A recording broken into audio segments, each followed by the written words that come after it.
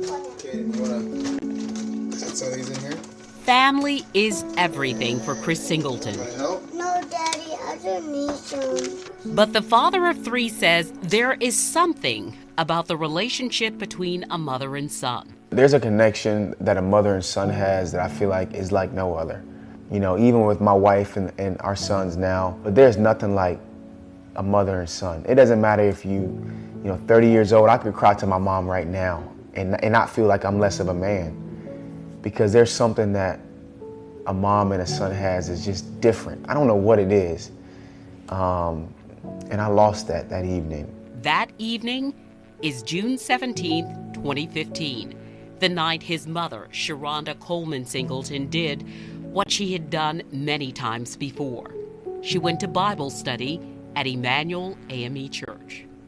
We are going to downtown Charleston right now. That's where News 2's Brendan Clark and News 2's Matt Alba are both. Chris, let's go back to June 17, 2015.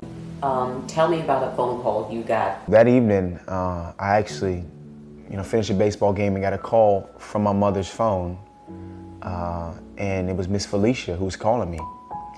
And, when I got that phone call, I thought my mom might have gotten in a car accident, or, maybe she had a mini stroke or something. But I got that call from Miss Felicia from my mother's phone, and she said, "Is there any other adult around?" I said, "No, ma'am." And she's like, "Well, you got to get down to the church because something bad happened." I went to the church first because, I didn't know. They were blocking things off, and, I said, "Hey, somebody's got to let me inside the church. This is, where my mom had Bible study tonight." And there was an officer. I don't even know who the officer was, but he was nice enough to, walk me where I was supposed to be and walk me a couple blocks away to the hotel. And, at the hotel, that's when Miss Felicia actually told me my mom got shot. Within an instant, without warning, Singleton's life changed. In that moment, I'm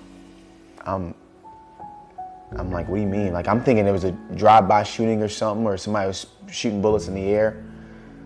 But never in a million years you would think what actually happened would have happened.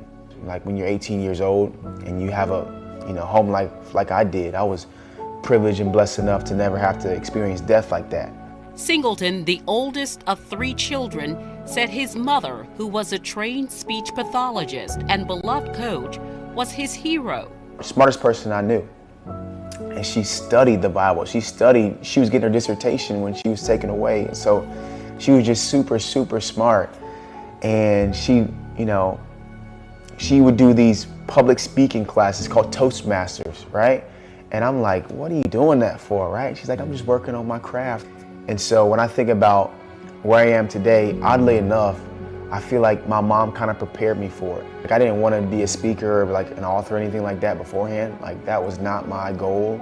My goal was to play baseball, and my plan B was hopefully I can be an athletic director, right? That was like my goal for my life. His life, 10 years after the tragedy, a list of impressive accomplishments.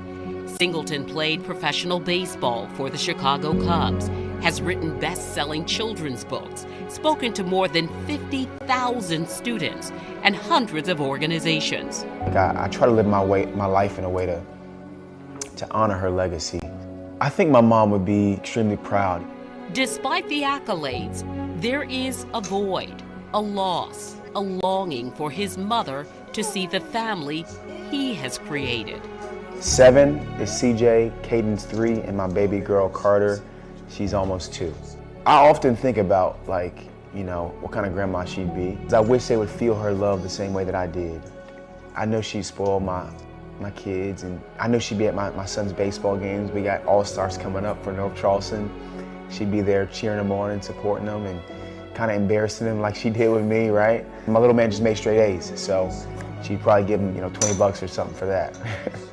When you go through trials and tribulations in your life, you're like, man, there's nobody else I'd want to call right now other than my mom. Even today, my wife is there, she's amazing, but there's a connection between mother and son that's just different.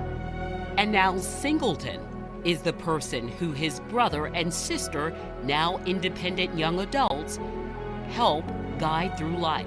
How are your brother and sister? They're doing well. My brother actually just graduated from Lander University. He just graduated. My sister, who's 25 now, she graduated, some years ago. So they're doing well. They're doing well. Chris Singleton will tell you that his life is different, but his life is good. And if he has one fear, it is that the good people who were seeking to do good the night a stranger walked into their Bible study might someday be forgotten.